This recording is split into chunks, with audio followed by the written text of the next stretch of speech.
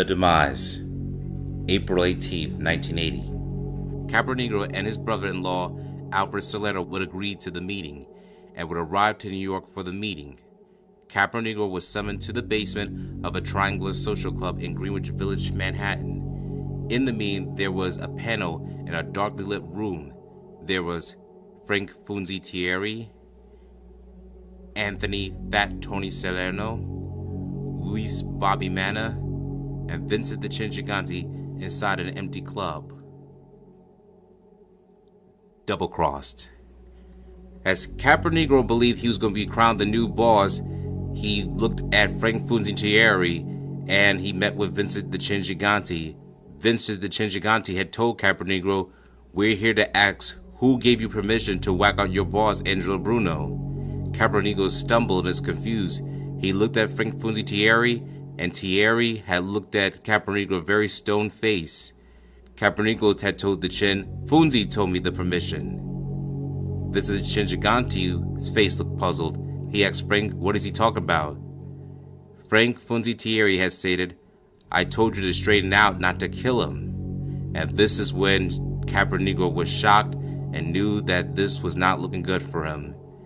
He realized that he'd been double-crossed, just like he double-crossed Angelo Bruno, and now he knew his fate was in stake.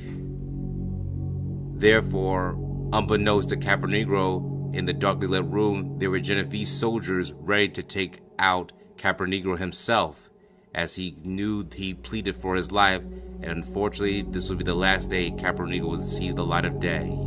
In this video, you see the picture of Joseph Mad Dog Sullivan. This mafia hitman is the one that claimed that he's the one that shot and took the life of Antonio Tony Bananas Caponigro. We would like to play you the audio and the video, however, due to the copyright of A&E, we are not allowed to do so. In the meantime, you can see the other different shorts from other different YouTubers, but we'll just show you part of these screenshots and just tell you the story of Joseph McDullivan said. He said that he was ordered to peel the big banana, in which he was referring to Antonio Tony Bananas Caponigro. He said that once he heard that Caponigro was sat down and he was notified from the Genovese hit squad to step out of the shadows, he just point blank shot him at close range once Tony Bananas lunged at him to defend himself. He said that Tony Bananas did fight for his life, but just could not stop from the bullets penetrating him. He said that Tony Bananas died making a hissing sound, like a rattle of death. Caponigro was brutally stabbed, shot, and money will be stuffed in all orifices after the brutal demise of Antonio Bananas Caponigro. Along with them, Genovese soldiers would locate his brother Alfred Salerno either in a car or a restaurant. Several different reports have either stated that both will be beaten and share the same brutal fate as well. Somewhere in the Bronx, Antonio Bananas Caponigro will be found in the trunk of a car, and then when police discover his body brutally beaten and money stuffed into all orifices, they knew this would be a sign of greed from the mafia message. Law enforcement officials today were still trying to determine the motives for the gangland-style slaying of two Essex County mob figures. The bullet-riddled bodies of 67-year-old Antonio Tony Bananas Caponigro of Short Hills and Alfred Salerno, 64, of Verona, were both found April 18th in the South Bronx, but authorities only identified their bodies yesterday after fingerprint analysis. Caponigro was thought to be the head of gambling and loan sharking operations along the North Jersey waterfront. His body was found in a trunk of a stolen car, riddled with bullets and stab wounds and littered with $20 bills. Salerno, his hands and feet tied behind him, was shot several times. His body was found in another section of the South Bronx. Antonio Tony Bananas Caponigro's body was recovered after his brutal slaying.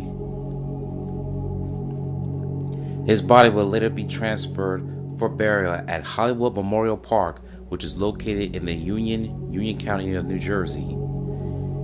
He is placed in a mausoleum, as we will show you in the video, that's in this beautiful rural area. And as you can see, he is also located with his whole family. Buried beside him is his wife, Kathleen, and their daughter, Tony Susan. This was the end of Johnny Keys Simone. The aftermath. Simone's death would send shockwaves into the criminal underworld and news me reports. Here are the news footages.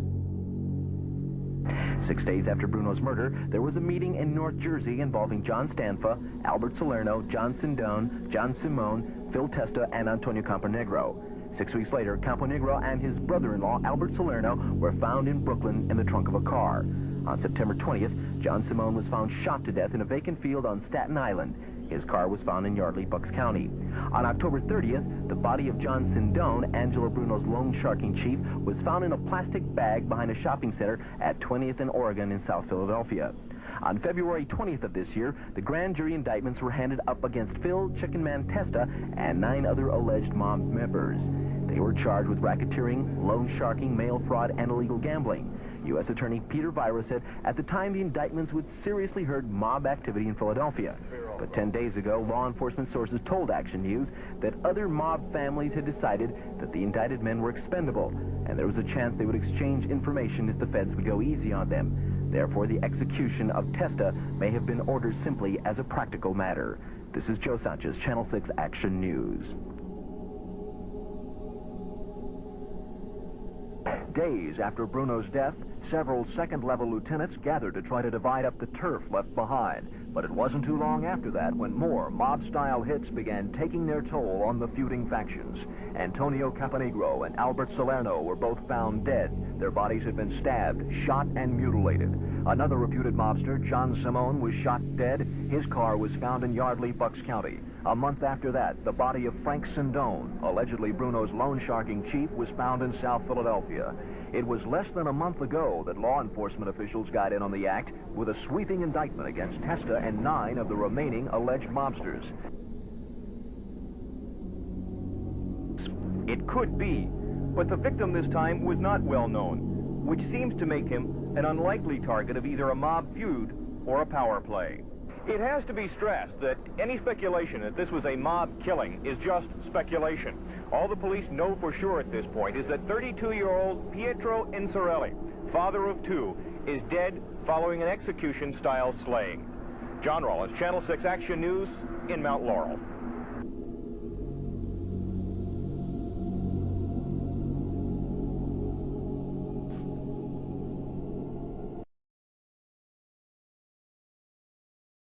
Thank you for watching this video. Please subscribe to our channel and check out more of our content. Feel free to give your feedback and suggestions on what we should do next in the comments. This is Infinite Lee Productions. We love ya.